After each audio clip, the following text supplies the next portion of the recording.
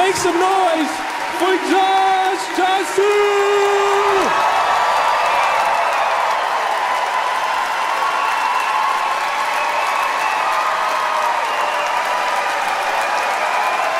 Wow, thank you so much for having me. This is so cool. I am happy to spend the 4th of July with you.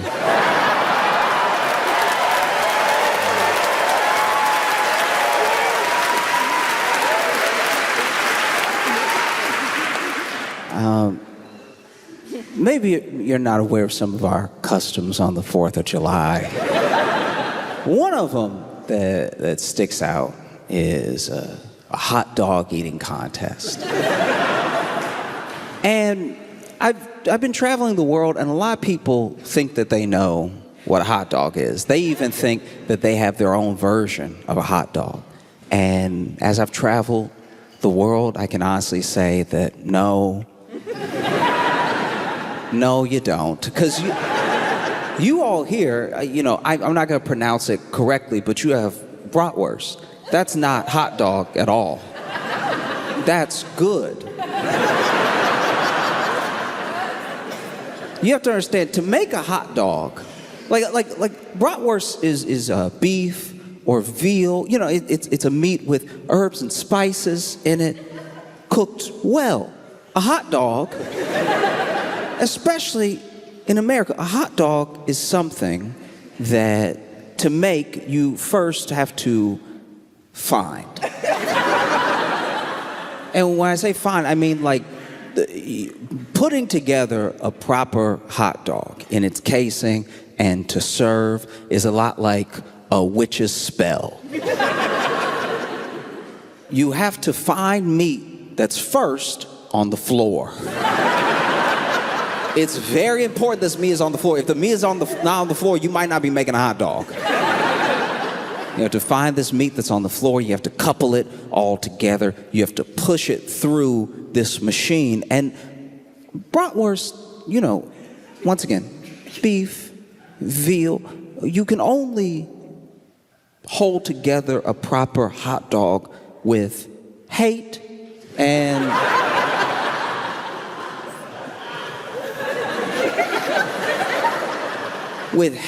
like a touch, like a dash, just a little bit of poverty, right?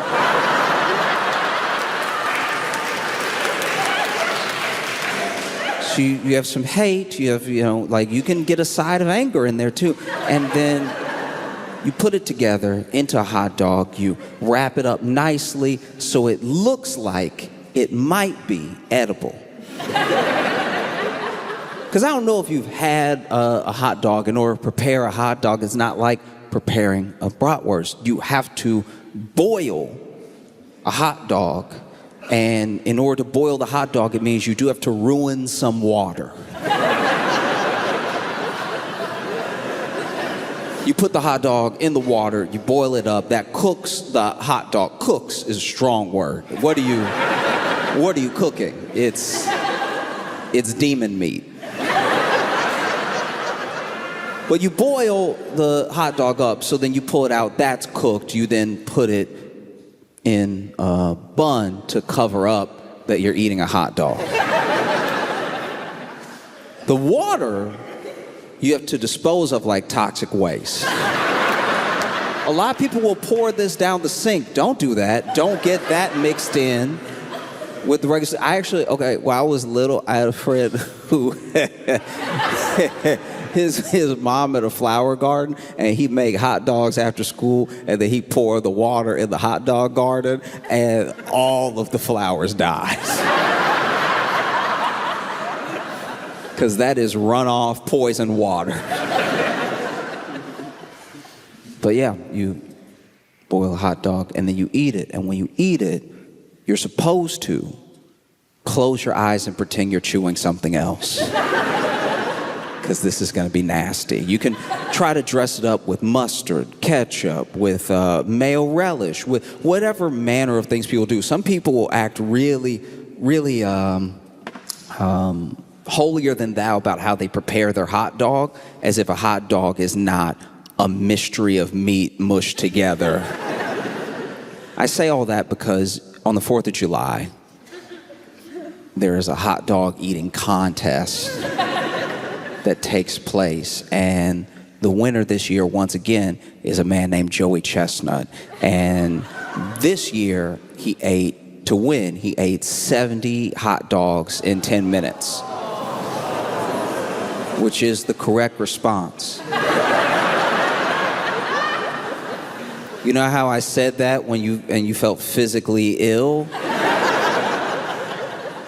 That's how you're supposed to feel on the 4th of July after eating as many hot dogs as possible. I believe the record is 76 hot dogs.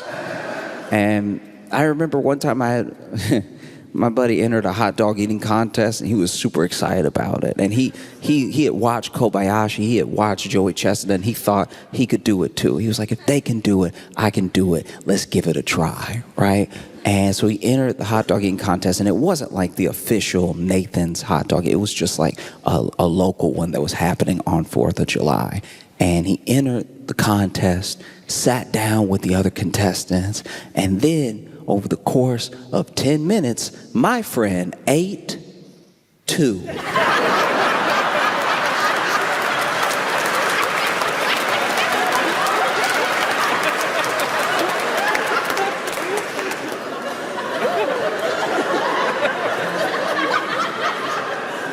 This man ate 2 hot dogs in 10 minutes.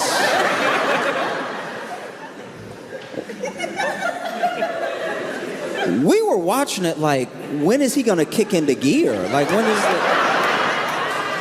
There are other people that are literally like swallowing hot dogs like, as fast as possible. There was one dude that was this was incredible. He was screaming hot dogs down, right? He was like, oh!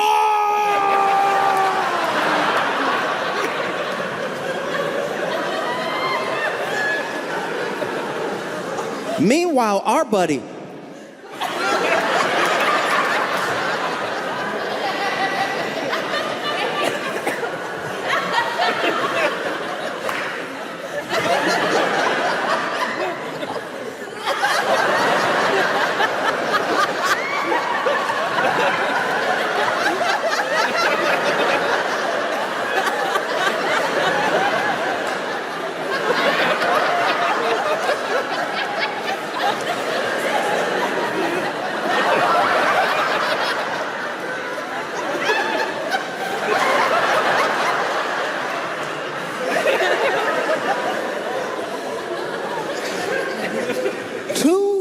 hot dogs in 10 minutes. We went from cheering to booing.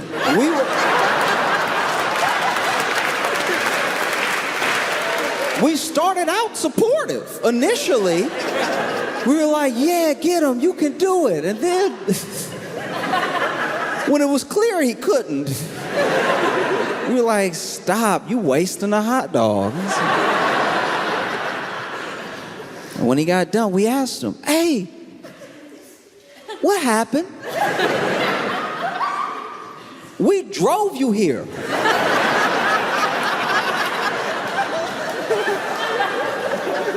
You the one wanted to go way out the way to enter this contest to waste everybody's time. 2 hot dogs in 10 minutes is not a contest, that's a meal. What's wrong with you? And he was like, I panicked.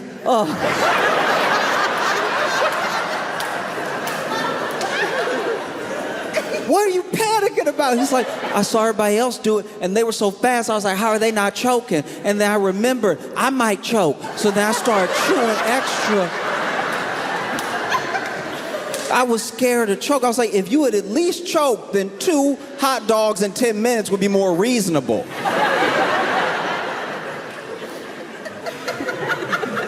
You got people over here fighting to get hot dogs now. He over here chewing responsibly.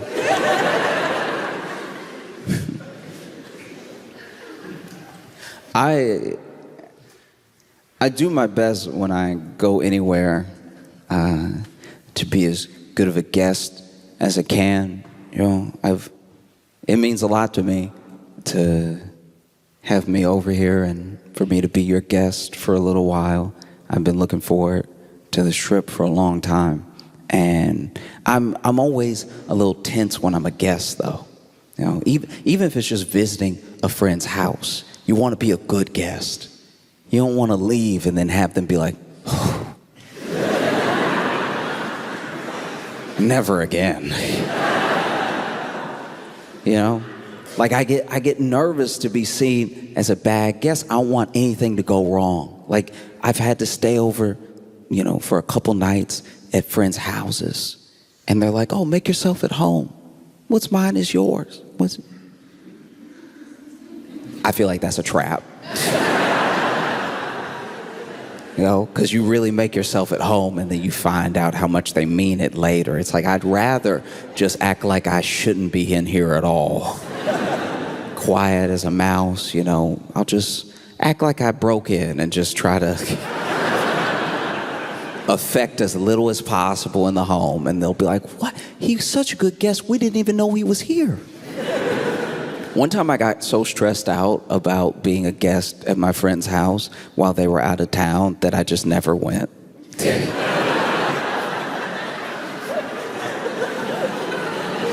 And they were like, "Josh, our apartment looks amazing. Did you do all this cleaning before you left?" I was like, "Yep, you know it. Wanted to leave it better than I found it, Because even being the guest at a party, that's like a short-term guest. When you're just there for the party, you're just there, a few hours, maybe half the day if it goes long. And I'm terrified to be a bad guest there. I just don't want to be remembered in a bad light. And there was this one time where I went to a friend's party, and I'm not great at parties to begin with. I'm very much in the corner, or if I know one person at the party, that will be the person that I'm talking to the entire party. Like it will be a burden on them. Sometimes I see a friend that I know at a party and no one else, and I'm like, "Ooh, you about to have a bad time at this party." I hate that for you. I'm very sorry. But it's either talk to you or talk to a stranger, and come on. And so, I was at this party, and my friend who actually invited me to the party was late. We were supposed to meet up together, and I misunderstood the text message. I thought they were already in there. So I knock on the door, I meet the host, I tell him, "Oh, I'm friends with," and then he lets me in, which is a huge mistake.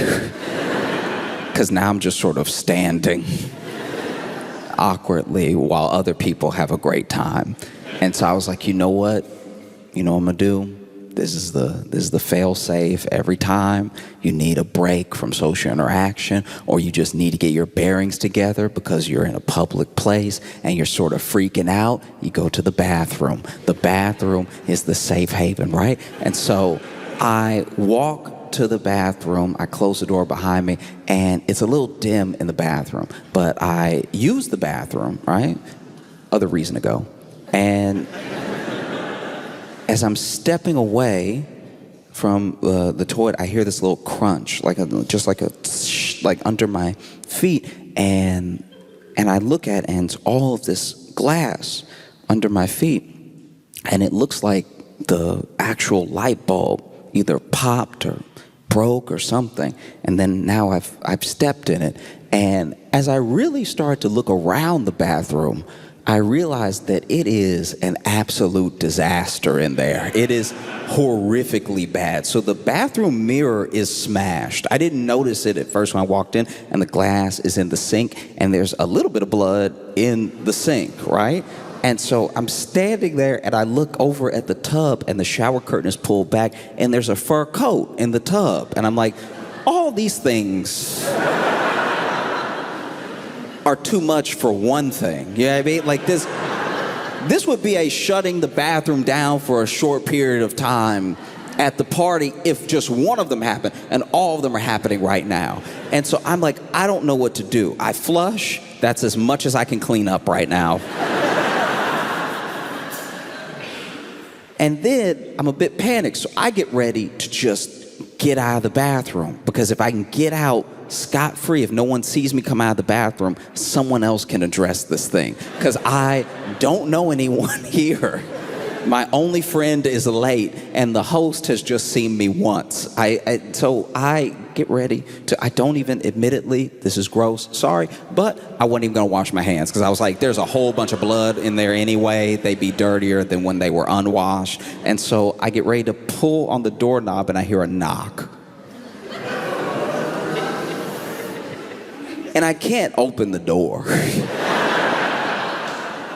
There's no way I could open the door and be like, all yours. You know? It's crazy in there. And so I hear the knock, and I think to myself, oh no.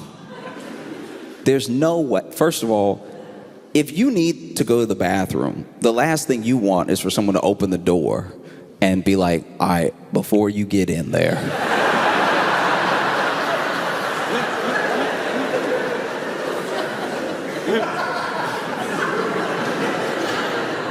I just want you to know none of this is my fault, okay?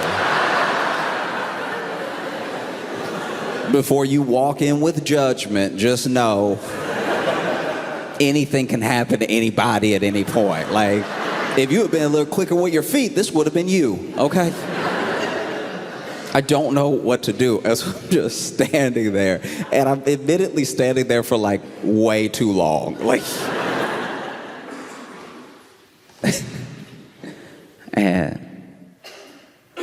and I hear a knock again.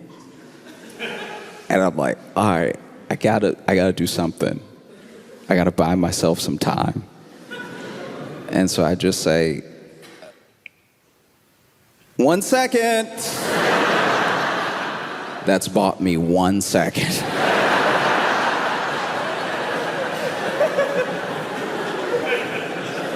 I have to use it wisely. And in my head, I'm thinking like, okay, I could try to clean up. I'm over here in my head freaking out, because this is my worst nightmare. I'm gonna look like a terrible guest. I'm at a party where I don't know anybody, and I'm gonna look like I destroyed this bathroom. And so I'm Googling all types of stuff. I'm over here Googling, does glass flush? Like, does glass flush? How fast can you get blood out of the sink? If you were to look at my Google search history on this night, it would look like I definitely killed someone. Or at least a small animal. Because I was also Googling, like, does fur disintegrate? Like, and so, I just spent another minute and a half sweating and freaking out. And then I hear a knock. But this knock is like thicker. It's just like strong. It's clearly a different knock. It's clearly a different person. And that person is like, hey, come on, people waiting. I'm like, people?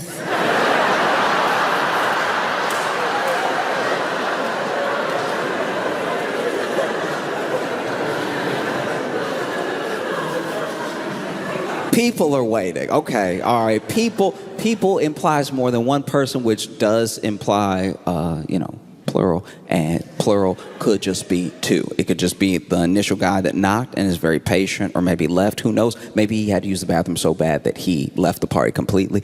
But this person is adamant. Hey, I got to get in there, right? And he said, people are waiting. And so in my head, I'm like, okay, 2 people are waiting. And then he yells out, you got a line out here. What's happening in there? And I looked down at my phone, and I had been in the bathroom for like 15 minutes. Like, I had let this go way too far. And so I froze. I didn't know what to do at all. It's like your absolute worst nightmare as a person that's like gets weird in like social interactions. To actually have this weird thing happen to you is like, I think maybe this is hell. I think maybe I've died.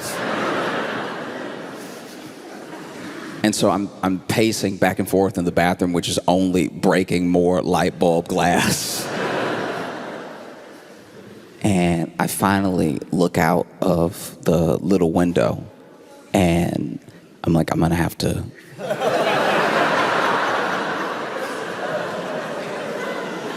I'm gonna have to leave. Like, I'm gonna have to jump out of the window. And in my like panic, I forgot that we were on the first floor. So it wasn't like a big jump or anything, but I did have to climb out of a window that wasn't man-sized. Luckily, neither am I.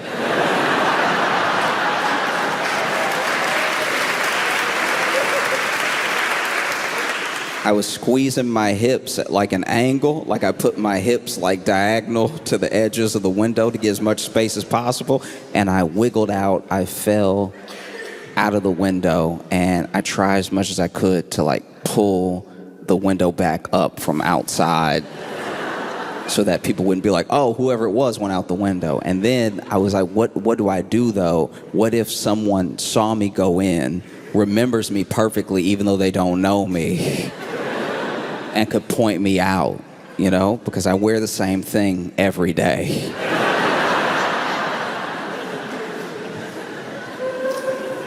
And so I'm like, the only option I have is to go back in.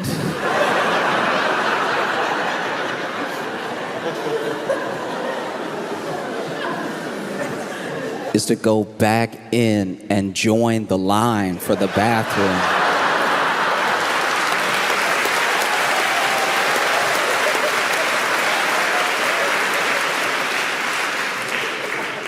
And so I walk around the house, and I'm thinking to myself, okay, all I gotta do is watch out for the host. The host was greeting me when I first walked in. As long as the host is like got to that point in the party where they're not greeting everybody and they're not answering the door every time, I should be good. And so I wait. Some other people were arriving, and they knock on the door. Someone else opens the door. I'm like, this is my chance. I sneak in behind those two other people, and I immediately walk to the line for the bathroom. And luckily, my buddy who was late was in the back of the line, and he's like, can you just believe this?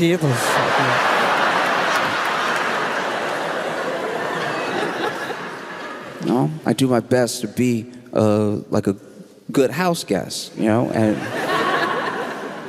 especially when I travel, because when I travel, I have to do it as an American.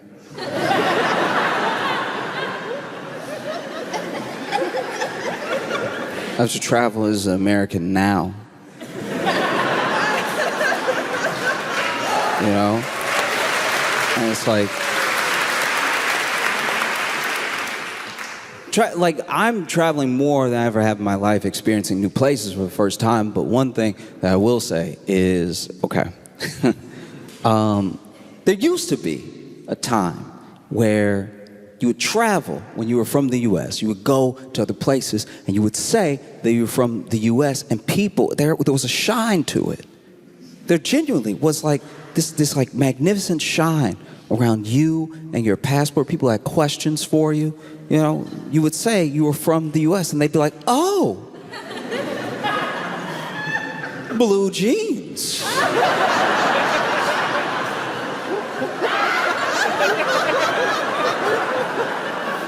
Wow.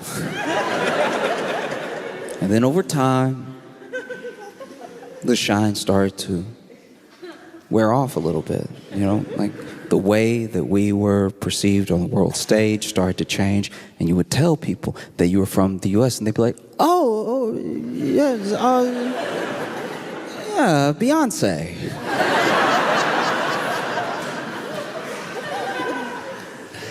And now,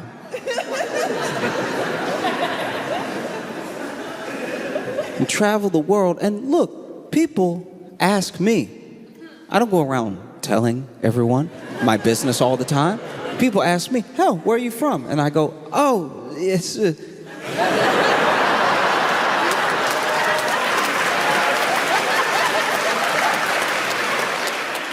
you know, he's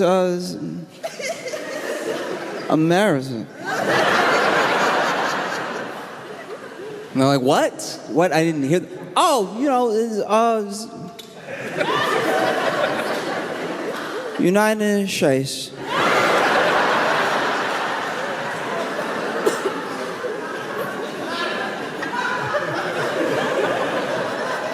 What? I'm American. I'm from the U.S. From America. And I've traveled these past 2 weeks to Paris, Dublin, Brussels, Antwerp, now here. And there is a similarity. This happened more in Brussels and Antwerp than anywhere else, but it has also happened here where people will ask me where I'm visiting from, and then I will tell them. And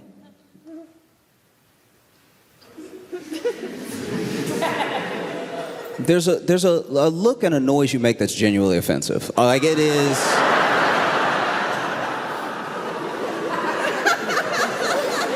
Once again, you asked me. I didn't say anything.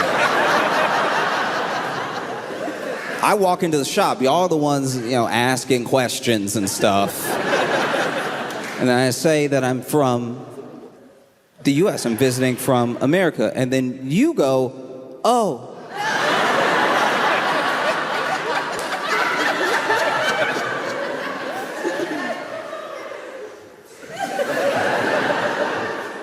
You get the face or you get the noise. You don't get both. Oh. I grew up in Louisiana, all right? And when I was, sure. And when I was in Louisiana, you know, I have friends who live in all different parts of the state. And one of my friends, he actually lives he's in like a rural area. He's in like, you know, some swamp area near the bayou and everything. There's a bunch of things floating in the water, a bunch of predators out there, you know. He does his hunting, he comes back home. That's mainly how he sustains himself and everything. And there was one time he was having a barbecue. A bunch of friends came over, and one of his buddies, his buddy Spence, came over and was having a cigarette off by himself. He walked off away from the barbecue to have his cigarette. And then sometime later, he comes back over, and in the back door, the way that a lot of the houses are built in Louisiana is you have your door and you have your screen door. And the screen door can keep out the bugs while also letting air flow into the home and everything. And so he pops his head near the screen door, and his head only. And Spence leans in and he says, hey, can you call an ambulance? And our friend is like, what? Why? If anyone ever asks you to call an ambulance, just do it right away. Like, I'm sure that they have a good reason. I'm sure they're not just getting you to do it for fun because they want to hear the siren. I think that they probably need some help. And so he's like, if you could just call him, that'd be great. Can you please just call him? You know, and he's being very calm. And so our friend walks up and pokes his head out of the screen door, and he sees that Spence, though calm, is standing there, and there is a baby alligator around his foot.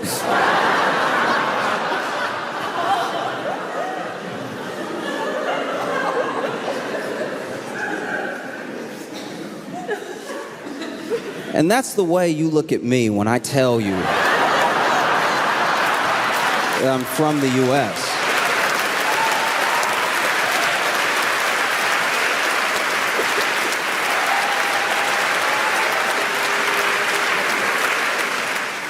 Now, coming here at a time where tourism in the U.S. is way down.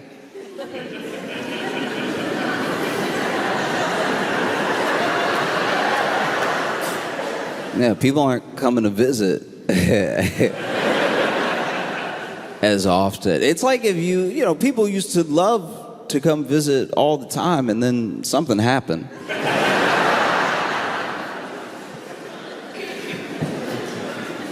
It'd be like if you went over to your friend's house all the time growing up, and then one day you stopped going and your friend was like, why?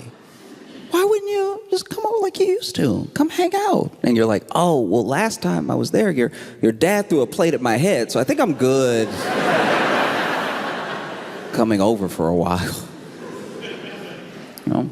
And so tourism is down in the U.S. People are choosing other places to go. And one of the main places that they're choosing to come is to Europe. It's all these places, like, you know, some people will come to Berlin. A lot of it is happening in Spain with Barcelona and Madrid, in Italy, you know, in Paris as well. And it's getting to the point where there's so much tourism, people are actually calling it like over-tourism. You know, and this is happening at the same time as like massive heat waves, like wild heat waves, some of which we've never seen before. It's never been as hot as it is now. It's very hot. Luckily, not here today. But this week you had, you know, one of your hottest days on record. I can't even imagine what that must have been like, because you all are like fit people. Like, you get on bikes to go put, you have to understand, my frame of reference is the US. So the fact that you're even walking next to a bike is leaps and bounds. You know, I can't imagine trying to ride a bike in that heat, or running. Some of you run.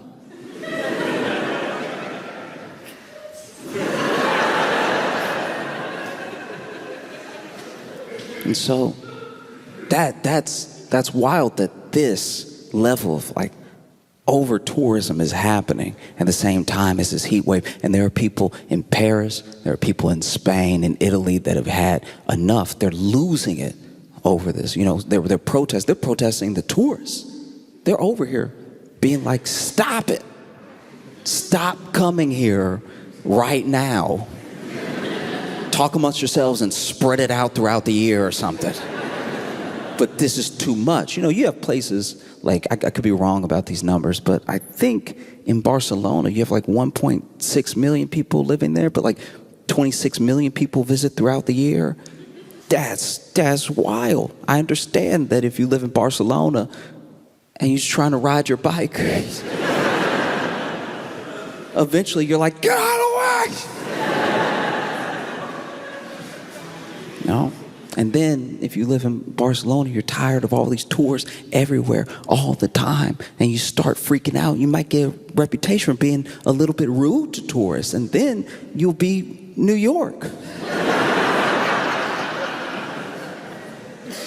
Oh, but people are doing the best they can to protest. There's been all these different types. People get creative and stuff.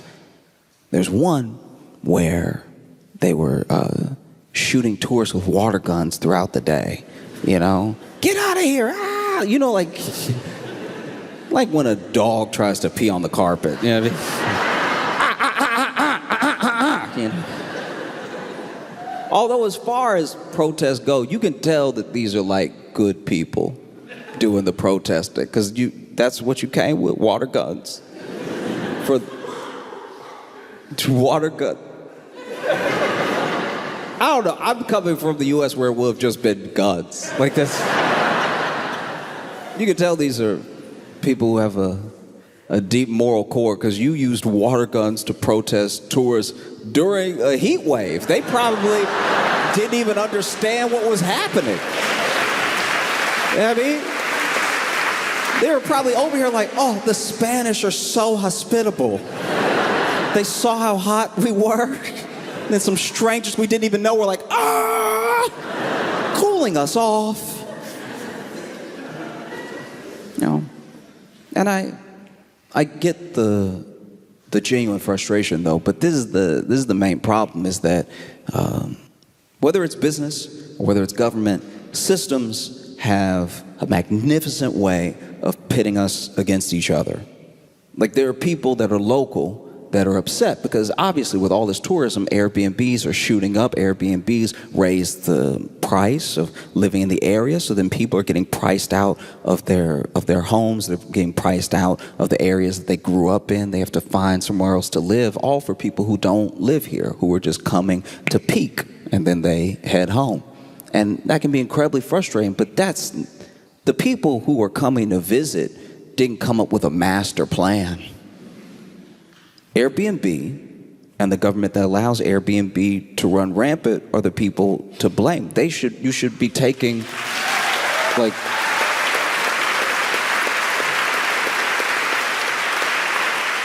if you're gonna take anger out on anybody, it should be the local government and the Airbnb that allows it to run rampant. You should be using the water guns on the computers at this. You know, because I think that's the main way that systems get to stay intact. They see this. Airbnb sees it, and local government sees it, and they're like, well, we get to rake in money while the people that live here blame somebody else. Why would we ever change our practices? You know, and I don't really know what the exact fix is. You know, I remember when Airbnb was like at your house. There was a time early in Airbnb's history where you were just renting a room in someone's house, and so they lived there, and then they collected the money from you staying with them like a little mini hotel.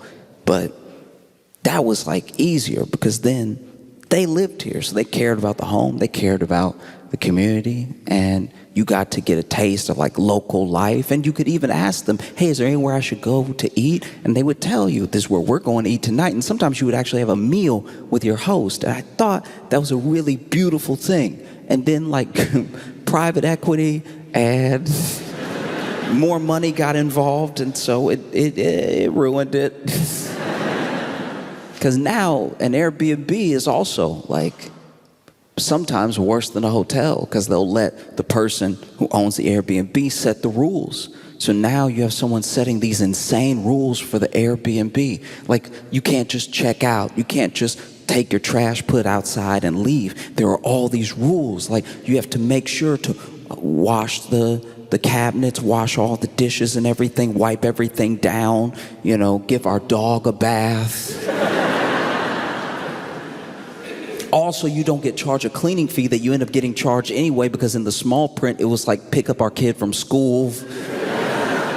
And you didn't see that part. So now you're spending all this money on Airbnb to just go somewhere nice like Italy. And then you get to Italy and everyone's mad at you for visiting Italy, but you're also mad because you're like, the rules in this Airbnb say I have to buy this house before I leave.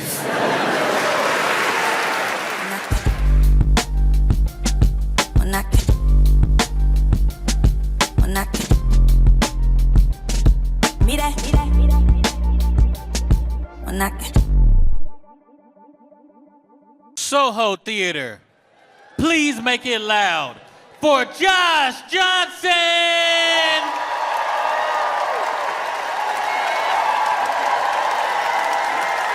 I don't know if I'm the only one who cares, but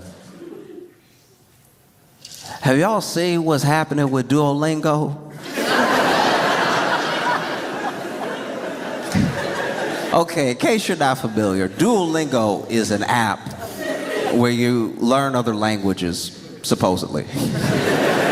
It's basically this app where they gamify learning another language through like quizzes and little mini games, little mini quests and stuff. And I'm not gonna say it doesn't work, but everybody I know that uses Duolingo still speaks English to me. Just throwing that out there. And, you know, over time it was getting more expensive, and over time there would be mistakes that were in the games and in the programs, which were kind of, I don't know how you would put it, but basically it was kind of forgivable because you felt like you were getting that real-time help through a person, you know? So then a person would see through comments, oh, this is messed up, oh, let me fix it, it actually should have been like this. And you were really getting like a sort of language learning community going under Duolingo, which is the point. You would think, to learn a new language, to talk to more people. It'd be kind of weird to learn language just to be like, I did it. And no one will ever know. I'm just gonna go to whole countries, know what they saying and not tell anybody. I have the power.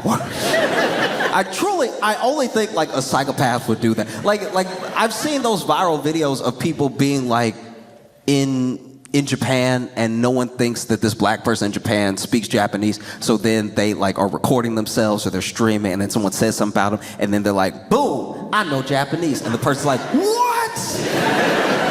How? You don't look like it. You know? That actually would have been a fire ad for Duolingo back in the day. It's just like, have you like eating at like a fast food spot, everyone around you roasting you, everybody getting one in, like, and the back of his head, look at it, look, I can see right through it. Does he even know he got that bald spot? The bald spot fighting for his life is shiny. It's like a flashlight. And then you bounce back, you're like, I know French. What? I'm so embarrassed. I was being rude in undercover. Duolingo.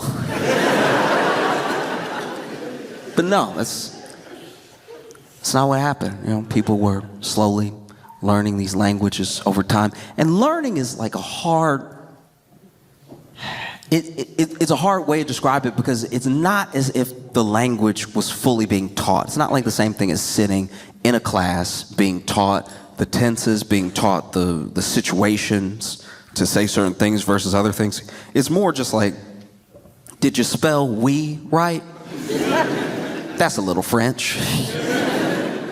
Have some of that. And so over time, you see Duolingo also get this internet presence that's like, their socials team is very like in vogue. You know, they get in there, they're funny in the comments, spicy comments too. Sometimes they got a quick jab back whenever somebody tries to trash Duolingo. And I don't know how I feel about it. If I'm being honest, it's like through our tax systems and through the economy, we already treat these companies like people. I don't know if I want to pretend that they're also interesting. Do you know what I mean? Like when I see a Twitter handle for a company, I don't want to be like, oh, they're so moody today. I can't believe Microsoft's so angry. You know, because it's not like it's not an individual, it's a company. And there are individuals making that company feel like your friend, but they're not your friend. They're not your friend at all. And then they do this move, which is wildly unpopular, where they release a statement where they say, we're going to be an AI first company, which is a interesting title to give yourself. You could have said customer first, you could have said teacher first, and you could have not said anything. Because people were already noticing, they were like, I think there's like less people working there now. I feel like some of my answers don't get answered in the right way. Some of the lessons even feel a bit like Chat GPT-ish, you know? And then they came out and said it. They're like, look, we're gonna use AI and you're gonna learn just the same as you've been learning. And I had friends who were like, I'm not learning anything already. And honestly, what's the fun of using Duolingo if you could just use any sort of like open AI, any sort of AI program to make your own learning course? If it's AI, then what's special about it? And so you see people, big backlash. Every time they even tweet, post anything, people are like, was this written by AI? You know? And it gets to the point where I don't really know if they were hacked or not, or if that's just like part of the marketing scheme, but basically they took down everything because they were getting trashed. Because, you know, they want to be expensive, they want to hire less people, they want to essentially disregard, disrespect, or just get rid altogether of their teachers and have you pay, I think, $20 a month to not learn French.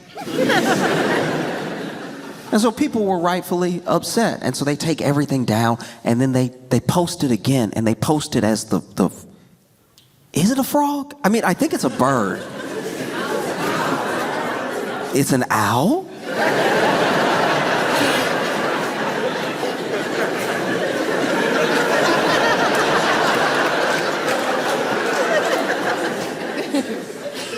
So they posted with a guy in a owl costume.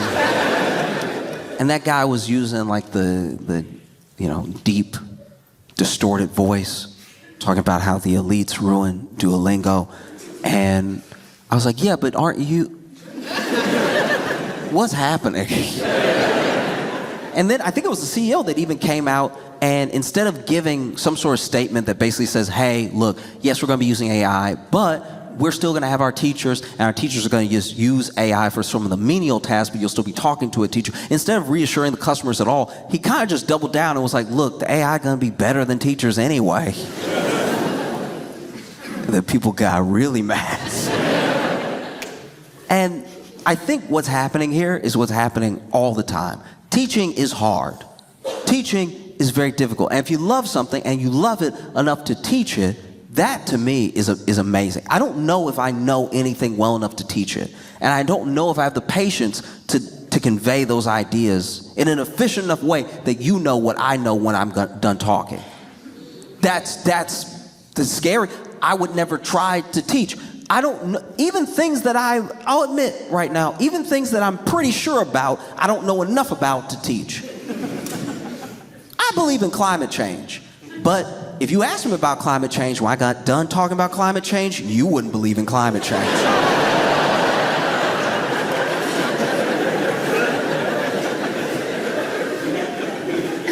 When I got done talking, you'd be like, everything he said sound made up. Because teaching is very, very difficult, and we forget from every perspective teaching is difficult. It's difficult in and of itself alone to be in your head, have the idea, convey the idea in a way that gets through someone else's head. You gotta get past all the video games and all the crushes and all the, just to be like, math! That's already hard enough. Never mind the fact that like kids are difficult. I'm not just talking about like junior high or all of them. I remember being difficult as a kid. I wasn't trying to be difficult. I wanted to learn the thing. It was not getting in. I was fighting it. I didn't even know it. Sometimes I'd even be a little pompous, Like I'll admit it, as a little kid, give me some grace. As a child, I was a flat earther.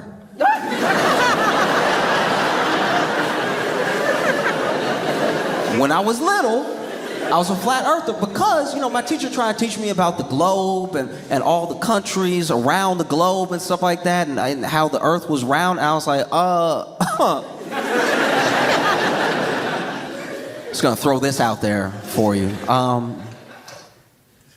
Feels pretty flat to me. I know I haven't been all over the world, but never been, sideways. So I think it's pretty flat. Sorry to embarrass you while you're talking to the whole class, but...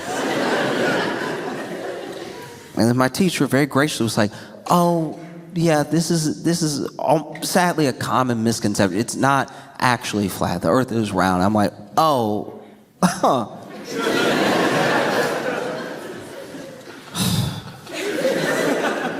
Not to contradict you, ma'am, but if the earth is round, why are all the maps flat?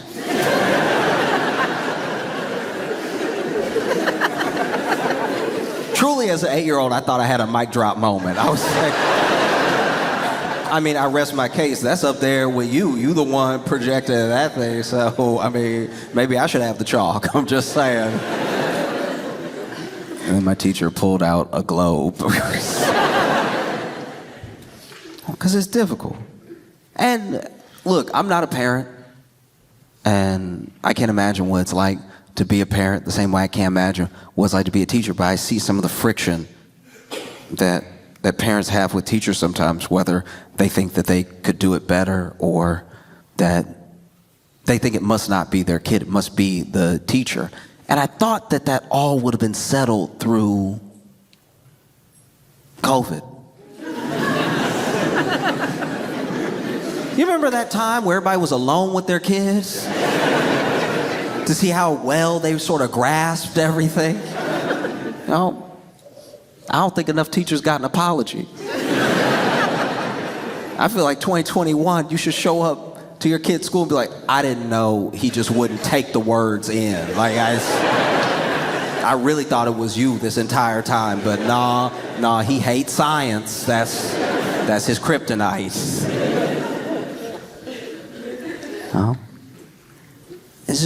It's also hard because I think the way that we look at teaching is as the obstacle as opposed to as the help, right? Like even now, if someone tries to teach you something, there's some reluctance there sometimes. What it used to be, you're a kid and these adults, they don't know what they're talking about and try to teach me something. And then you become an adult and you're like, why do you think you can teach me something? We're the same age. And then you get older, and then someone younger than you has something to say, and you're like, why do you think you can teach me something? You don't even know about the world, right? So I think that a lot of people, myself included, sometimes have a reluctance to learning in general, especially because there's a sort of like hubris around getting an idea. When you get an idea, you feel like you got it. I snatch that, you know? It's like when people say that they're self-taught, but then they tell you how they taught themselves. No, I went to my friend's house. He built a whole deck. And I was like, that's incredible. I didn't know you did construction. He's like, I don't. I was like, how'd you build a deck? He's like, oh, self-taught. And I was like, how did you teach yourself to build a deck? And he's like, I just watched this guy on YouTube for like 75 hours or whatever. I had to watch some of the videos over and over again because I was scared I was going to mess up my cuts and everything. But then I got it, yeah. Then he taught you. That's not self-taught at all. 75 hours of listening to some other dude talk, he might as well have been here. No, because there's a deep respect that I have for teachers because they cared about something so much that they were willing to learn more about it than they ever probably had to, just to teach it to someone else, to share the thing that they love. My math teacher loved math so much that she went to more school for math, and then she came back, got a teaching degree, and then came back and taught a lower math than she understands. She has to dumb down math every day just to bring it to me, and just to try to give me some math. She went through all that, and I don't know how we did it. It's kind of incredible that all over the world, we somehow managed to not pay teachers enough and not give them enough, like in every country, no matter where you go. And so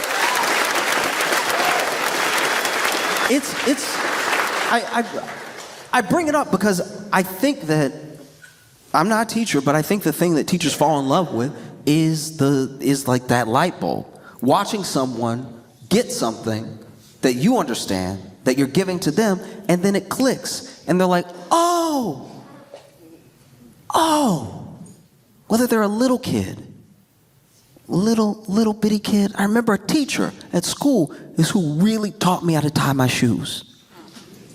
Like really put it together for me in my head. Obviously, my grandma tied my shoes and would show me how to do it while she was doing it. My mom would tie my shoes. My dad would tie my shoes. But she was the one that was like, no, we're going to practice. I'm just going to tie it. We're going to practice. And so then she tied it because I ran up to her after recess. I had been falling, right? I'd been tripping hard. I was doing that, you know, that Looney Tunes drag where your legs go up? Because I was getting a good start, and then I'd step on a lace, and I'd go, whoa! And so, ran up to her. I was like, hey, can you help me tie my shoes? Just both. Laces couldn't be further from my feet. Just, can you help me tie my shoes? And she was like, sure.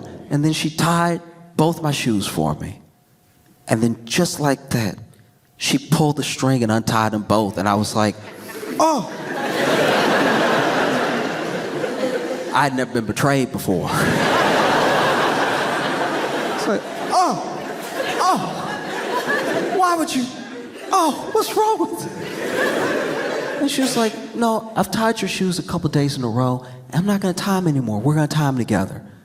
And so for the rest of recess, sat down, tied my shoes over and over again until the last time I tied them and I didn't even notice it. And then for the rest of the time I was in elementary school, every time she saw me and she saw me, shoes tied, she saw that light bulb go off. Oh. And no matter how reluctant someone is to be taught, it's a beautiful thing when that happens. When the idea gets through and you can see it. You see the light bulb go off. Oh, it's round.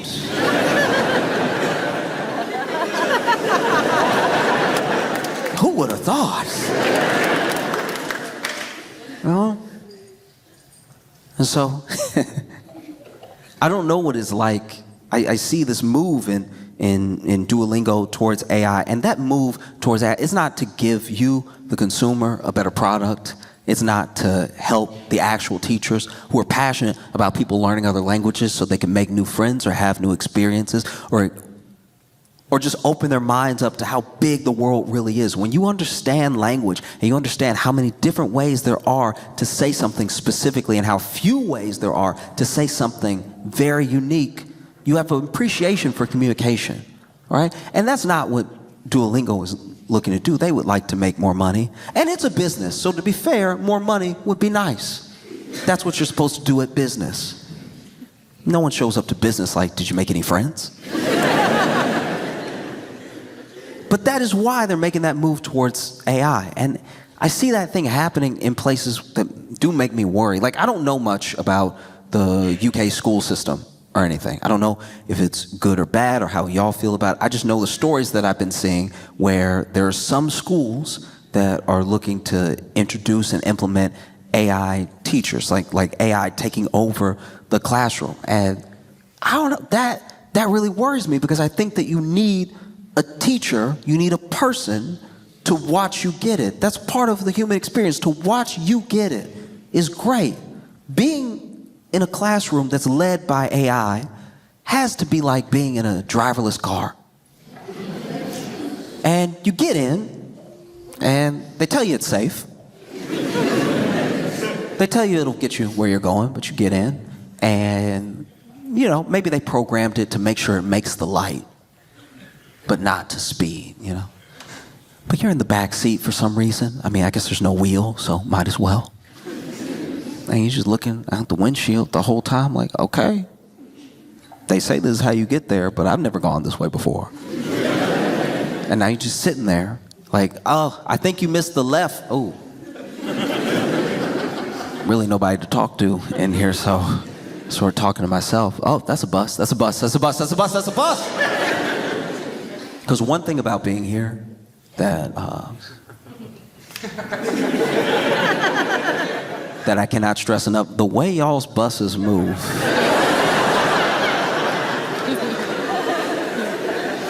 is wildly different than what I'm used to. If I'm being honest, I don't know how you train your bus drivers. Or what happens when a bus driver hits a person, but it looks like they're trying to find out every turn.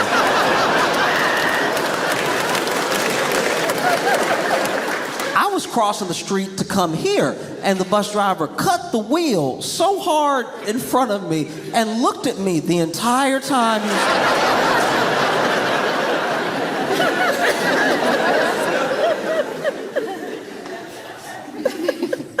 But you're in this driverless car, and it says it's going to get you where you're going. And so maybe you should trust it. Who knows?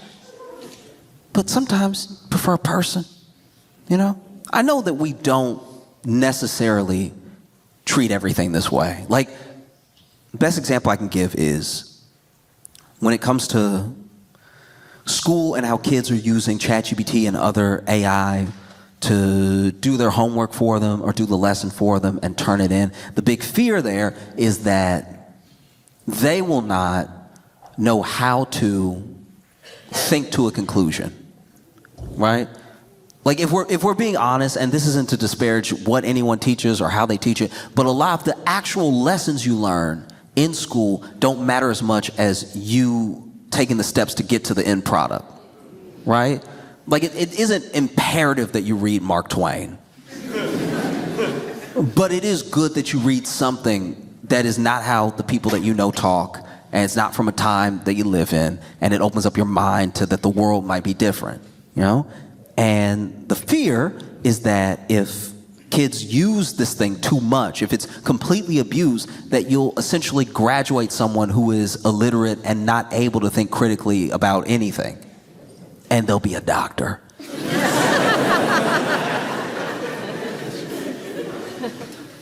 And I get that. I get that fear. But you also have to look at it from the perspective of those kids, because they're essentially being told that, look, we try to teach you well so that you can go out into the world and be productive and maybe get a good job. But as far as good jobs, we're like done with those, so you're not gonna get one that's gonna go to AI. But don't use the AI to cheat. You gotta read the whole book slow so we could be impressed by how the AI reads it fast. And so I understand how a lot of kids feel like they don't have stake in the type of future that the work that they're expected to do would link them up with, you know? Like there's this idea that if you do everything right, you'll reap the rewards, but we're already telling you the rewards won't be there by the time you get done. And so I see things like them bringing AI into these UK schools and paying for these programs. You have to ask yourself, is this really coming out of the kindness of someone's heart? Or is this to make money? Is there a company that will make money? And surely there is. Because the programs range in prices. There's one program, though, that is being implemented in school. I think, I could be wrong about the exact number, but I'm pretty sure that the amount that the program is going to cost the school is like £27,000, which I'm not saying is the best salary in the world, but you could pay that to a person, you know? And it just freaks me out because I only know what it's like in the American school system, which is scary enough. And not just because of the shootings. It's also...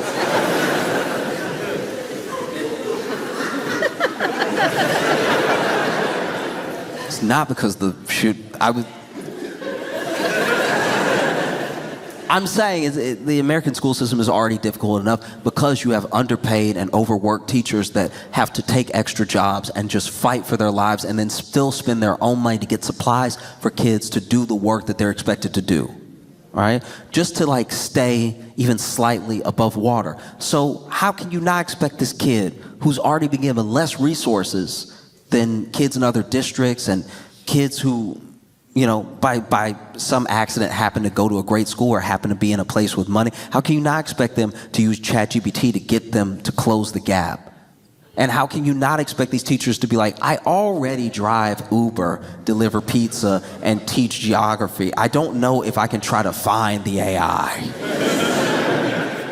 You know? Because you can get really far without knowing. Actually, that's one thing I think about all the time.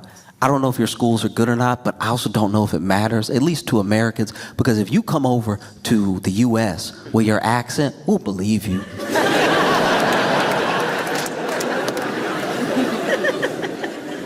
Like, people in the US fall for the British accent so hard, it's kind of unfair that we were ever number one. Like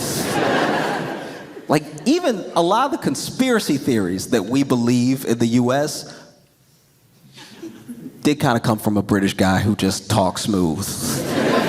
You know, like he comes over after y'all kicked him out for being too wild, and then he's like, you know, there's lizards in all the people. And we're like, when he says it, it makes sense. You know, y'all have some phenomenal exports. But you do have some rough ones. You know? Like, why did y'all do like that? Sending Piers Morgan to us.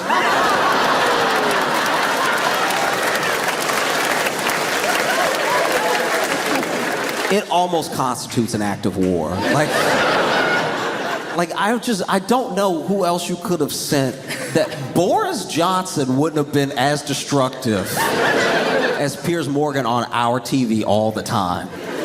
That was What did we ever do to you? I'd like to think that the UK holds like centuries-long grudges. And I'm like, okay, all right, y'all think you cute. You think you cute, you gonna leave me. Just wait. Wait like 200 years. I'm gonna send the most annoying man that's ever lived to be on 3 of your news stations every day. No? Because it's difficult. I mean, you can get really far without knowing much. That's scary. And that's even before AI. Ask Piers Morgan. You can get so far without knowing anything. In fact, there was a teacher in the US. This blew my mind. This teacher, and look, I'd have to look it up again, but I was throwing it out there. British man. It just sort of backs up my point. This dude taught in the US for 8 years and he couldn't read. He couldn't read.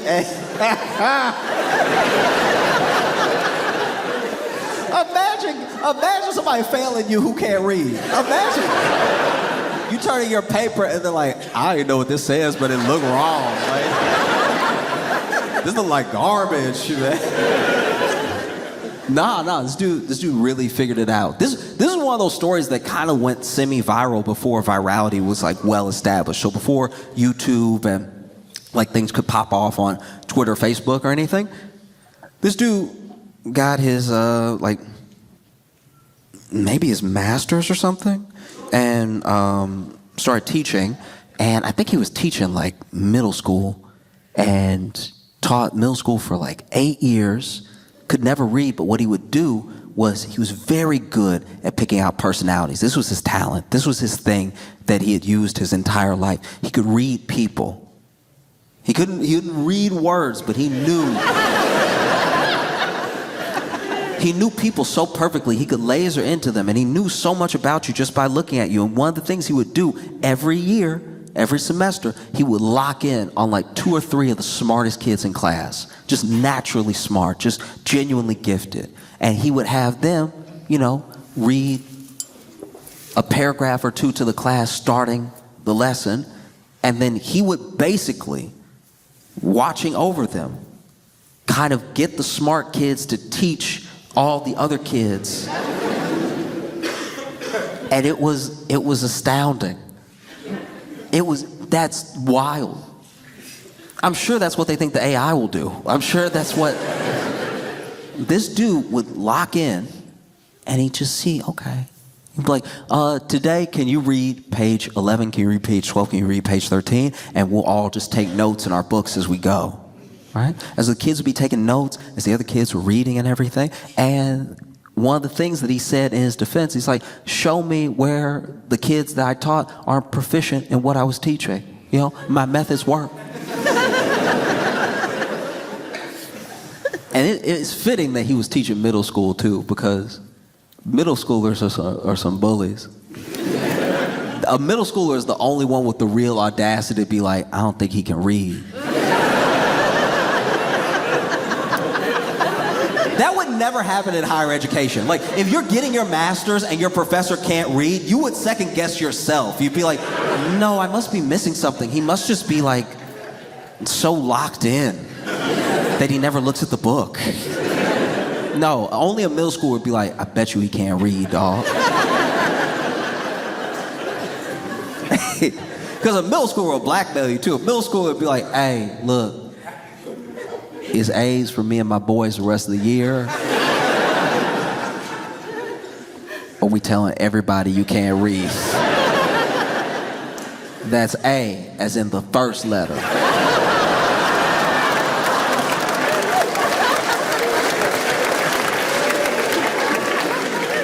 That's A as in the first letter that you can't read, because you can't read, okay? If I even see a closed A that look like a B, I'm telling everybody. Imagine that. Imagine getting caught.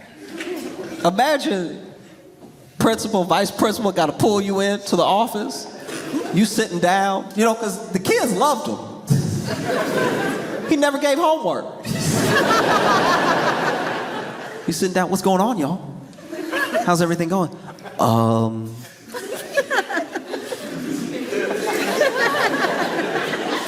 We need to talk to you about something that's a bit troubling. We are hearing, it's honestly hard to even say this out loud. I feel so embarrassed even bringing it up, but there have been some accusations by some students and maybe a few parents as well that you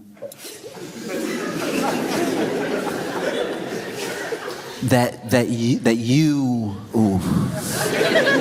Because you gotta think about it. If you're wrong, you look so crazy as the principal.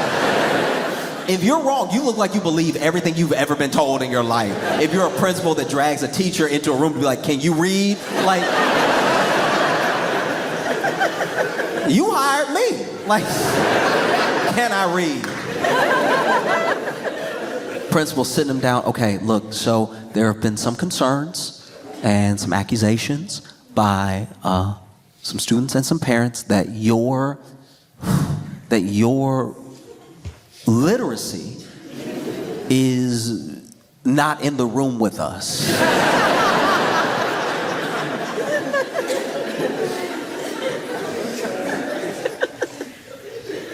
You know, and I don't know if they would have the teacher in there by himself or they'd have the kid that accused him of not being able to read because he didn't get the A he wanted. Maybe he's sitting there. Teacher, this is preposterous. You know, words you say when you don't know how to spell it. This is preposterous. Me not be able to read. What how dare you? How absolutely dare you? Kid sitting there. Make him read something.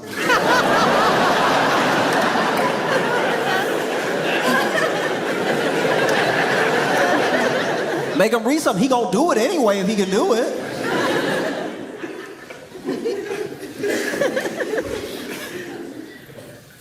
They try to get him to sign his resignation letters. They're like, can you read it?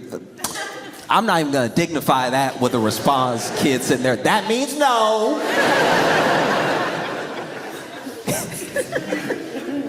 No? And that's my fear. That's my big fear is that you let the system start, it only benefits companies, and before you know it, it's an entire generation, an entire country of people who aren't proficient in thinking skills. They can't think critically. They're not truly literate. And never mind not just reading for fun. They do not really grasp how important reading is because you can either cheat the AI or the AI has the best interests of the company in mind. Because that's another thing that was happening with Duolingo. It's just all these ads started popping up, ads for companies because they're a company that's trying to make money, you know? And so what if that happens? What if you implement so much AI into all of these schools and it goes left? How fast can you train an entire generation of teachers that were burned out and underpaid and overwhelmed to begin with? You know? That means that you could have an entire generation of UK teachers coming to the US not knowing how to read and teaching our kids not to read. Could be a disaster. Never underestimate the power and the impact that a teacher can have on your life. I remember a teacher sat me down and told me something I didn't even know about myself. This teacher sat me down and told me, you got a lot of nervous energy. Like and I was like in middle school where you can't even be polite. You just got to get right to the point. Like they just sat me down. You got a lot of nervous energy. All right. You ever thought of drawing? Just channel it somehow. Right. I was like, oh no, I never thought to draw. I love anime. Yeah, maybe I'll draw. And I drew something and you know, my teacher was like, draw something, bring it to me. You know, I'd like to see what you draw. And so I did. And when I showed my teacher my drawing, they were like, we're gonna find something else.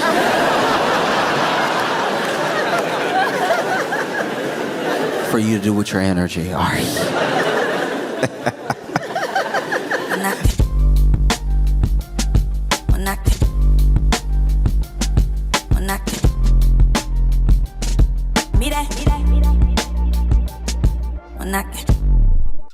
Salt Lake City, Utah. Please make some noise for Josh Johnson!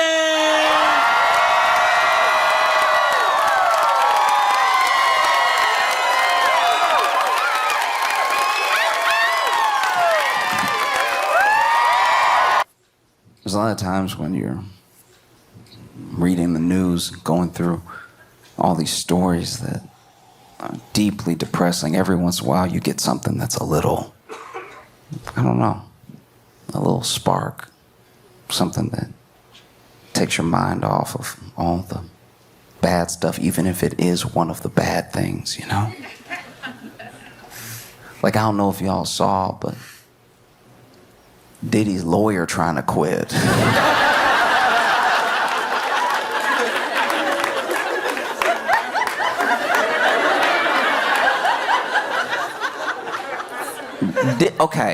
Diddy. If you're not familiar, Diddy is gonna be buried under a prison, but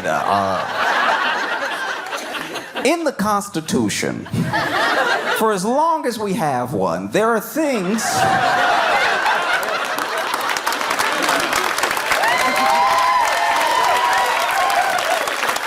For as long as we have a Constitution, there are things laid out in it that state your rights as a citizen, you know?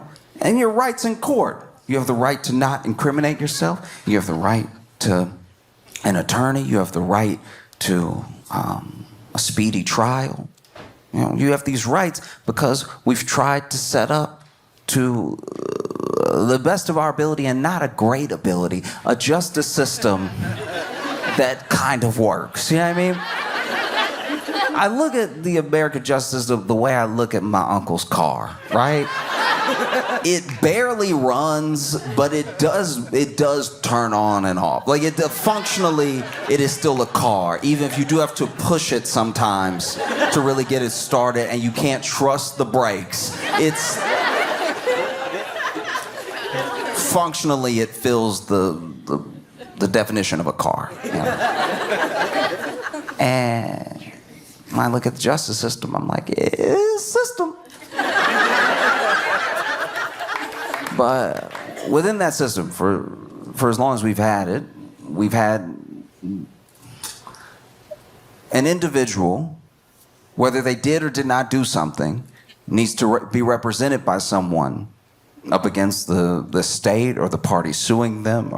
And the people that take on these criminal cases, maybe they take them on because they just know our system works best when there's at least someone where it won't be popular, but there's someone to stand on the other side of the thing to make sure that the scales are balanced, that gives an honest effort, even if this person did what they're accused of doing, is a monster. None of that matters, because for the justice system to be a system, we at least have to walk in the door with the scales at balance, right? Innocent until proven guilty, and just something so that we don't all tear each other apart. And then there are people who really believe their clients. They really believe in the innocence of this person. They're like, I know this thing looks bad, and I know from every angle that everyone should just throw their hands up, but I believe this person when they told me that they didn't do it, and so they represent them, right? And neither of those seem to be the case for Diddy. Like that was all mostly theoretical. It's just his lawyer quitting. His lawyer's name, I might be mispronouncing it, but I'm pretty sure it's Anthony Rico, which is one of the most insane last names to have while not wanting to represent Diddy at all. That would be like your lawyer's name being Danny Murder, and he's like, I can't be next to you though. That's wild that I can't be over here. Because I didn't even know that lawyers, I didn't know that lawyers could quit.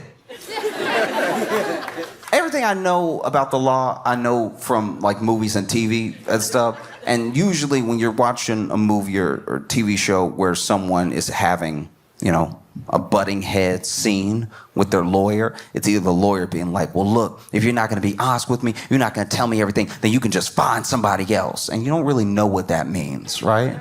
Or the person in jail be like, "Oh, you're not even doing your job. You don't even believe me. You know what? You're fired." And then I don't know what that means. But in Diddy's case, this person, I didn't know that you couldn't just quit. I didn't know that you could quit, but I also, if you could quit, I didn't know you couldn't just quit. This is sounding dumber than I'm intending it to sound, but I'm telling you the way I found out. I didn't know that you could quit, and then when I found out you could quit, I didn't know that you couldn't just leave. You have to file a motion to quit. You have to let the judge know I need to quit. You can't just quit the way you quit at Costco. You can't just walk out middle shift. You know what? I'm gonna do something else in my life. And so, he filed a motion so that he could quit, and in the motion he says, "Under no circumstances can I continue." Woof. Under no circumstances can I continue. This man's paying you millions of dollars. Under no circumstances can I continue. And then they you ask, "Hey, why can't you continue?" And he said, "Hey, look, I'm not gonna give you any reasons, okay?" People are asking him, "I'm not gonna give you any reasons, okay?" Because that would violate attorney-client privilege, which I'm not a lawyer. I don't know the law. I don't know many laws at all. But that sounds very guilty to me. That sounds wildly guilty. I'm not a lawyer. I don't know the law. That sounds very guilty. It feels like he when you're saying, "Hey, why are you quitting?" "Because I have to." "Why?" "I can't tell you. It would violate attorney-client privilege." Just that sounds like he did it then. That sounds like he did everything then. And the thing that's special about this particular lawyer, Anthony Rico, saying under no circumstances can I continue, is that this guy was Osama bin Laden's lawyer. And it's like that.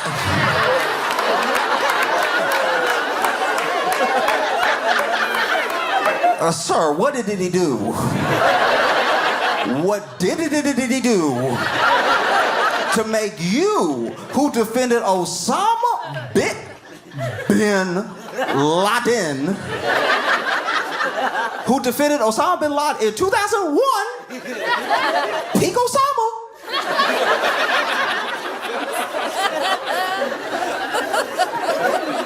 If there was ever a time where the heat was on Osama bin Laden, it was 2001. And you were right there, like my client. But you were Diddy's lawyer. And you were like, "You know what? Terrorism is one thing. This guy is nasty, okay? That is very nasty. I can't be a part of this. Tonight it doesn't sit well with my soul."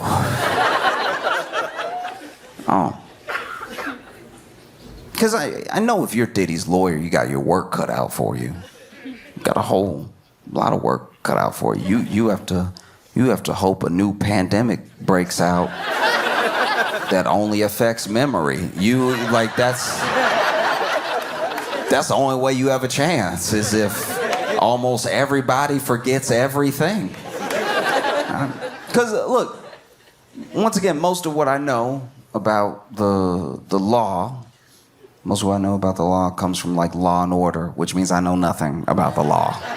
Because in Law and Order, they got to wrap it up pretty quick. They take you on a journey, but they got to wrap it up by the end of the episode. Everything can't be to be continued, And so they got to wrap it up. So if they choose to have any of the episode take place in court, a lot of times what will happen, especially if you get into those close minutes where you're like, "Ooh, it's almost top of the hour. How are we going to resolve this?" Right? They usually just have the prosecutor, like the DA or the ADA, really badger the defendant, right? Like, "You did it. Didn't you do it? You did it, and you do it again. You looking and doing it right now. You did it, and you did it, and you did it well, and then you did it, and then you got caught, and you wish you were doing it right now. Look at you. You're not even here. You're letting your eyes glaze over. You're in your mind doing it again. Look at him. He's doing it again right now. He's doing it in front of us, and doing it, and doing it, and doing it. Didn't you do it? Just say you did it, because you did it, and we all know that you did it. You'll never not have done it, because you did it, and you know you did it. You do it again if we let you out. You doing it right now in your mind. You did it,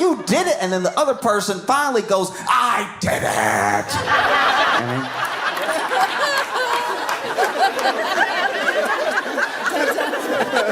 And usually they freak out and they're like, I can't handle having to say no more than 8 times. I did it. Oh no, the jury.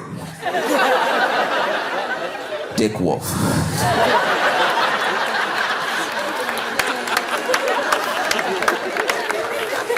And that's not how it actually works in the real world. Like, sure, there are people who testify and then don't help their case. You know, they get up there and they say things that maybe make them look like they're not sorry or make them look more guilty than they're even presumed to be and everything. But you don't really have that with Diddy. Not just because the trial hasn't started, but with Diddy, he did record himself doing everything he's accused of doing, and the FBI has it. That is pretty bad.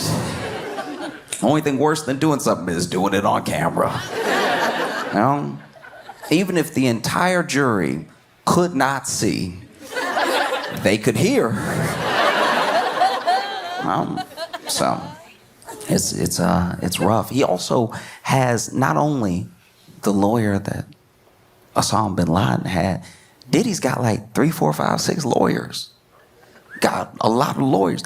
I didn't even know you could have that many lawyers. I guess you can have as many lawyers as you want, but like that already. I'm not a lawyer. Glad I'm not on the jury, but that looks very guilty to me. Everyone that I know who's ever gone to jail or been found innocent and didn't go to jail, they had one lawyer. They had one lawyer to be like, hey, it's just me and he didn't do it. That was the whole proceeding, right? They didn't have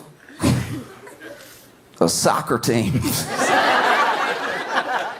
That's crazy. You got so many lawyers. I bet you that was one of the things that his lawyer said. He was like, look, you're gonna be good. You got 80 other lawyers. Okay, you don't need me. Let me go. Please, I know too much. No, because at a certain point, a certain amount of lawyers, I know that everyone has their specialties, but that looks bad to me, at least. It's like you need that many specialties at once. You accused of that many things that you go ahead and break up the work like a group project. And then to say you have like 5, 6, 7, 8, 92 lawyers, for any one of them to quit does make everything look worse. You know who didn't quit? OJ's lawyer. OJ's lawyer saw everything. He even saw him in the Bronco, and he was still like, I got you. We gonna be good. You know who else didn't quit? Jeffrey Dahmer's lawyer. He saw that to the end. Ted Bundy didn't even quit defending himself. He was like, you know what? I'm gonna keep going. Let me see how this plays out. At any point, he could be like, you know what? I'm making me look extra guilty. Let me go ahead and get some help in here. No, it's mind-blowing. I don't get it. You represent Osama bin Laden. I think he was number one in the world. You went for the criminal. You repped the criminal. And whatever we're finding out about Diddy behind closed doors, you were like, not this. Yuck.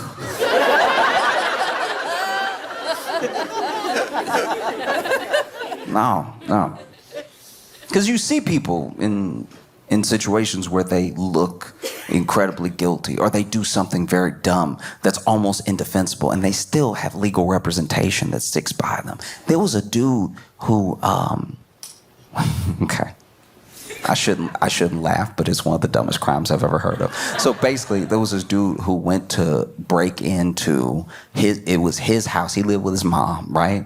But he was gonna go ahead and rob the house and try to sell a bunch of stuff off, right? So then he broke into the house and then got caught because I guess police were just happened to drive by, right?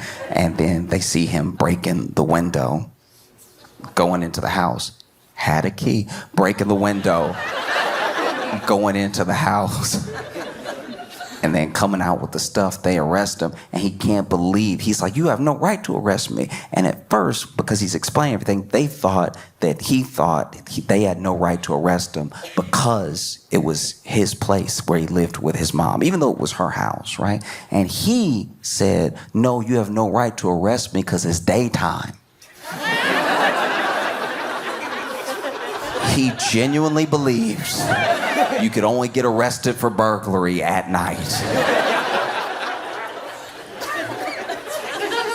And his lawyer didn't quit.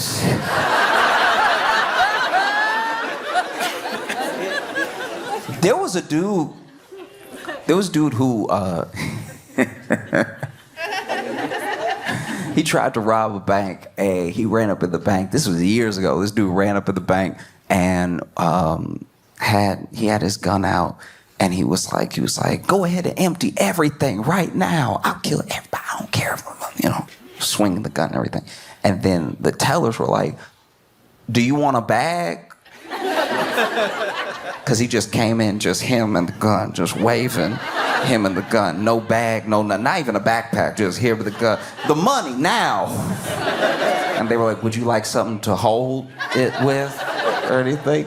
And he was like, damn right, it's a real gun.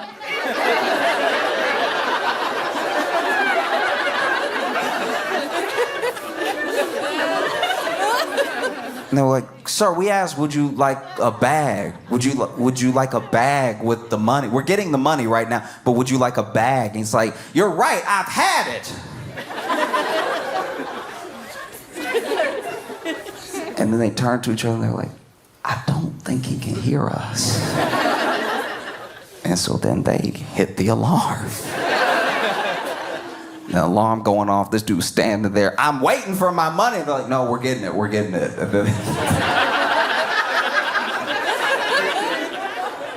They get the money, they get the bag, and before he can even leave the bank, cops roll up. And basically, yeah, he was hearing impaired. And so then he sued them for taking advantage of his disability.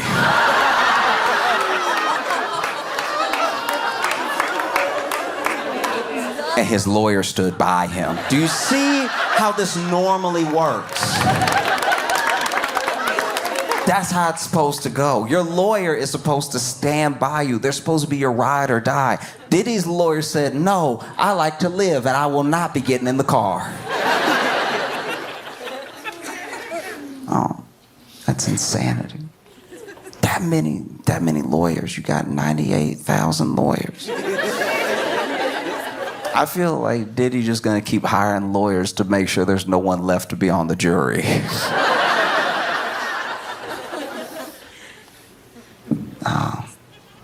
I don't even know what you would do. You know what I mean? Like, when you look at a situation like this where the whole world knows about Diddy and Diddy's case, right?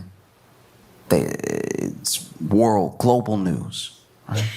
And everyone is expecting things to come out during his case. So there's more eyes on it than even when it started. It wasn't just a thing that popped up, oh, Diddy got arrested and then it's over.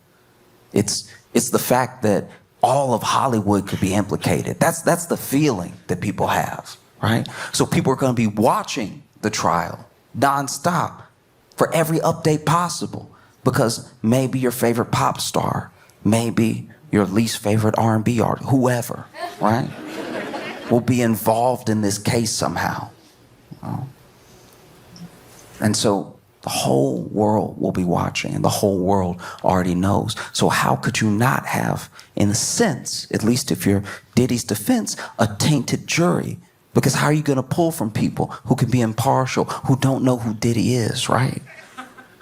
And then when you pull those people, a judge can say, and judges tell people all the time, look, I don't want you to engage with any media about the case. I don't want you reading any tabloids or social media or anything like that. And don't talk to anybody about the case. No podcast, no whatever, right? No interviews, no nothing. And even if you do that, it's impossible because of the way that we live in the world and the way that we interact with social, to not be bombarded with things about whatever the biggest news topic is. So then how is it possible for Diddy to have a fair jury, right? And his lawyer could have made that case just now. And instead he said, no, I'm getting away from this dude. I cannot be near him at all. That's so bad that the only black lawyer he had was like, nah. You're not gonna get me caught up. Because you know, I think he's just scared. I think he's scared that he's so close to it that he's literally just representation, but he might go to jail. That can happen. I didn't know that could happen, but that can happen. I had never seen it happen in my life until Michael Cohen. Michael Cohen, in case you don't remember, was Trump's lawyer. And Trump got in some legal trouble, and somehow Michael Cohen went to jail. That's a superpower. That's a superpower if I've ever seen one. I've never seen someone dodge charges so hard they hit their lawyer in the chest. That's crazy. That's the I'm rubber, you're glue of law. That's insane. Trump had all this legal trouble. He's like, take him. Michael,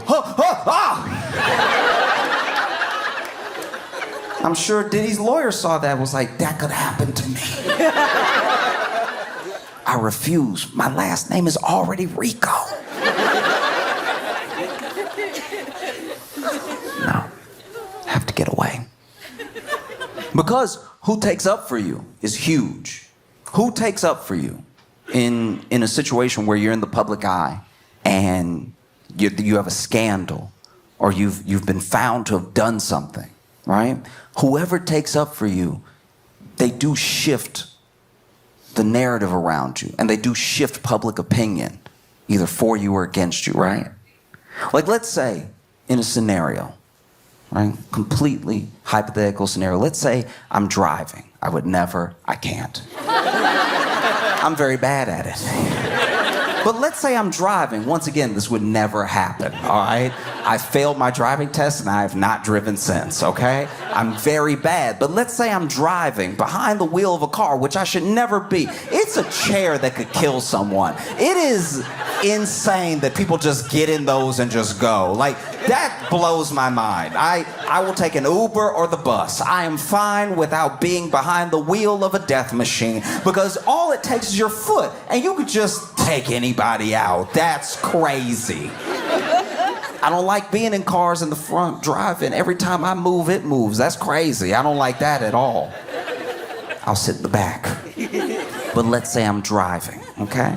And I'm driving because maybe my friend is hurt. Maybe my friend's like, oh no, I'm bleeding. No, I've been shot, whatever it is. And then he's like, you have to drive me to the hospital. I'm like, okay, I guess I'll kill us both. And so then I get in the car and then I'm hitting stuff. I'm just, because I don't know which one's the gas and which one's the brake, because honestly, they should be further apart. In my opinion, it should be like go-karts, like right foot gas, left foot brake, and then you can just drive like this. This feels more natural to me. I don't know what y'all are doing with this thing. This feels insane.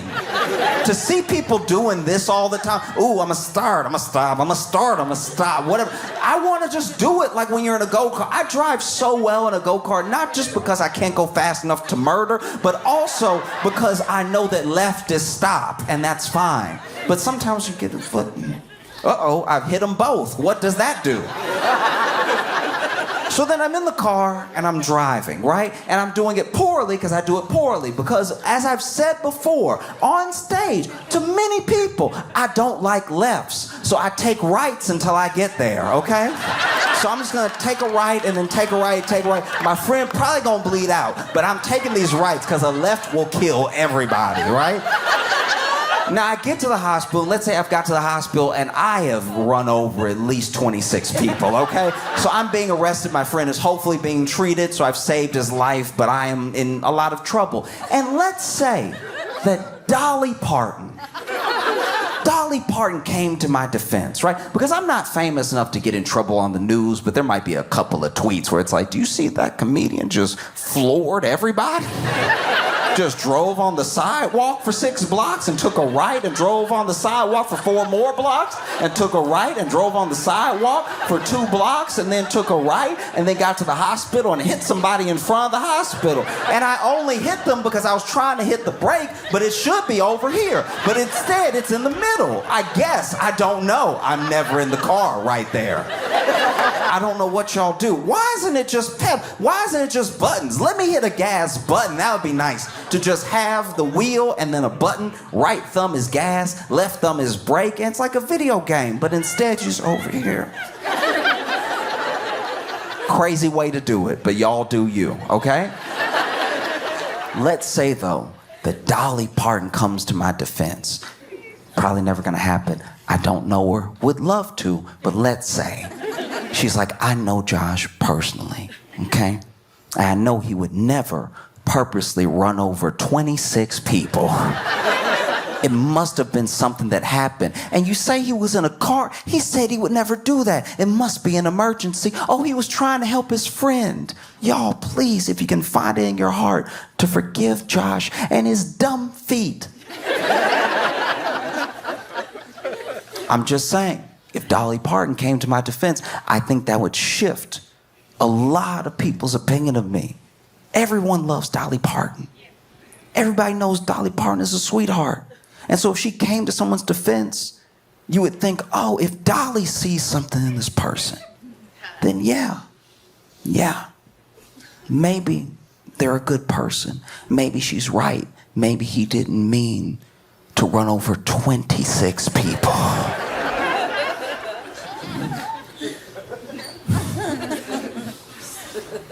No. I don't know what Diddy does from here, because the guy who represented Osama bin Laden dipped. I don't know who you get after that. That seemed like the bottom or the top, depending on what your definition of willing to represent evil is. I don't, like, if the dude who represented Osama is like, I'm a dip, I don't know who else would jump in, you know? Giuliani? Okay, well, he lost his license. I'm positive he lost his license. Maybe I'm wrong. Maybe he's the only one who can do it. I have no idea. Because someone did come to Diddy's defense in the wake of Diddy losing that representation, you know, close proximity to Diddy's lawyer being like, I can't do this anymore. Someone did come to Diddy's defense publicly. Unfortunately, it was Kanye West.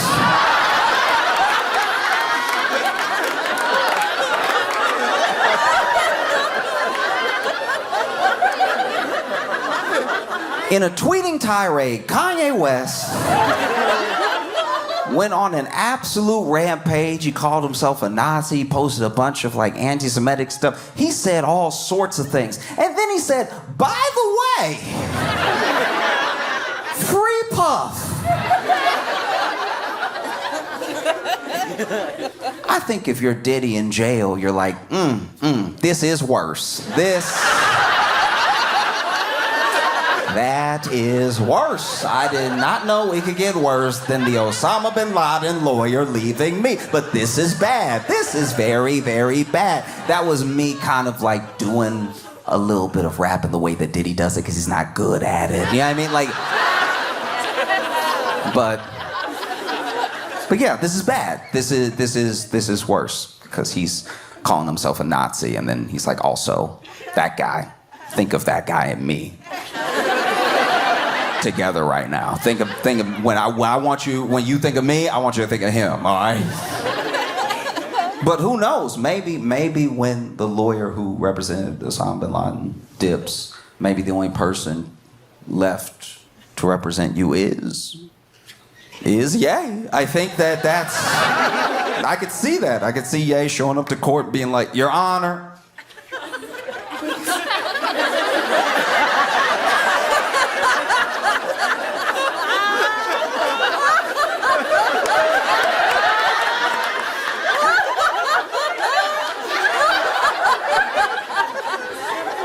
I rest my case.